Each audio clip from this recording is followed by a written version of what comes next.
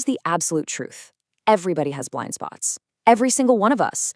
Having one doesn't make you a failure. The entire game is won or lost in that single moment when someone points it out. What do? Do you get defensive? Or do you get curious? Your answer to that question changes everything. Okay, let's dive into the first huge mistake, falling into what we can call the confidence trap. This is the fundamental error of believing that you and you alone can accurately judge yourself without any outside perspective. It's a really common trap to fall into. Do any of these sound a little familiar? I mean, we've all said them, right? But here's the thing. These phrases, they feel like facts, but really, they're defense mechanisms. They are conversation killers designed to shut down feedback before you even have to think about it. It's a huge sign that you're protecting your ego instead of investigating reality. Look, our ability to see ourselves it's biased. By design. You can't be both the judge and the defendant in your own case and expect a fair trial. So the solution isn't to just try harder to be self-aware. No way. You have to build a system. That means combining what you think with what other people tell you, and maybe even some hard evidence, like data or recordings. Okay, so you're on board. You get it. You need input from the outside. That is a massive step. But that leads right into the next challenge. How do you actually get good feedback? Because how you ask, and maybe more importantly, who you ask, makes all the difference in the world. Just look at the night and day difference here. Asking any feedback from me is so vague, it's basically useless. It puts all the pressure on the other person to be polite. But those other questions?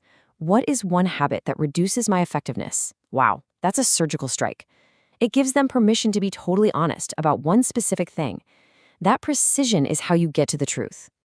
Oh, this is such a classic mistake. We go to our friends or people who work for us, people who we know are just too polite to say anything that might create tension. Let's be honest, we're not actually looking for truth, we're looking for validation. And yeah, it feels good for a minute, but it keeps us totally blind in the long run. So what's the fix? Well, it's actually pretty simple. You need to find at least one person in your orbit who is direct, who pays attention, and who is just not afraid to tell you the truth. You have to make a point to regularly ask that person for feedback because they value honesty over your comfort. So you've done it. You asked the right question to the right person. Now comes the hardest part of all, actually hearing what they have to say. This is that critical moment where most of us just throw up a giant wall of defensiveness. You have to watch for these signals in yourself. The moment you start explaining what you meant to do, or justifying why you did something, or even if you're just mentally building your counterargument while they're still talking, you've officially stopped learning. Right then and there. Defensiveness is the bodyguard for your blind spots. This right here, this is the key mental shift you have to make. Most people hear feedback about a behavior, like you interrupt often, and they take it as a judgment on their identity. It becomes, I am a rude person. But winners, they see it completely differently. For them, it's just data about a behavior.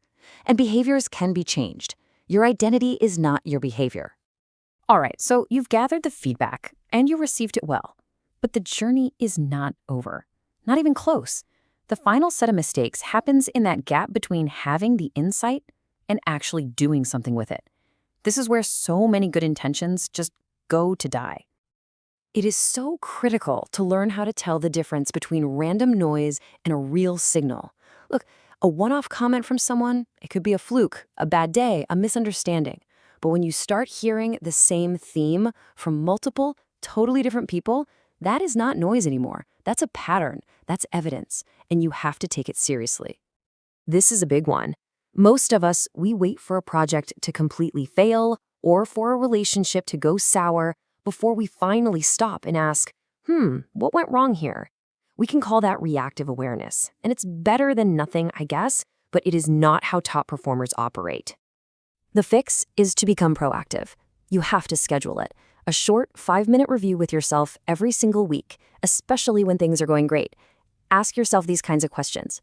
Where did I create friction this week? Where did I notice people hesitating around me? This practice trains you to spot those tiny signals before they blow up into huge problems. Now, when you do this review, you're probably going to find a few different blind spots. And the natural instinct is to say, okay, I'm going to fix all of them right now. And that is a fatal mistake. The real solution is so simple. You just choose one. Trying to fix everything at once means you end up fixing nothing. The only way to make real, lasting change is to pick one single behavior and focus on it for a set period, like a month. Consistent focus will always, always beat scattered intensity. And that brings us to our final and maybe most crucial idea. Overcoming your blind spots isn't just about learning new tactics. It's about adopting a totally different mindset. It's what really separates the average performers from the true winners. So, let's do a really quick self-test. Just be honest with yourself for a second. As you look at the phrases on the next slide, do any of them sound familiar? Do you hear yourself saying them? If these are part of your regular vocabulary, that is a huge red flag. See the pattern here? Every single one of them places the blame on someone else's perception. It's not me, it's them. They're the ones who misunderstand. They're the ones who are too sensitive. This is a classic textbook sign that a blind spot is in control. And ultimately, it all boils down to this one simple choice. Average people spend their energy protecting their current self-image at all costs. But winners, they spend their energy investigating their behavior so they can build a better one. It really is that simple, a choice between protection and investigation. So let's wrap this all up. Your confidence can't show you your blind spots. In fact, most of the time it just hides them even better. The only tools that actually work are the ones we've talked about. Systematically getting honest feedback, tracking the patterns that show up, and doing scheduled, honest reviews of your own behavior. And that really just leaves us with one final thought. After everything we've covered, the only question that actually matters now is this one. Don't just think about it. Pick something. What is the one blind spot you are going to start investigating this week?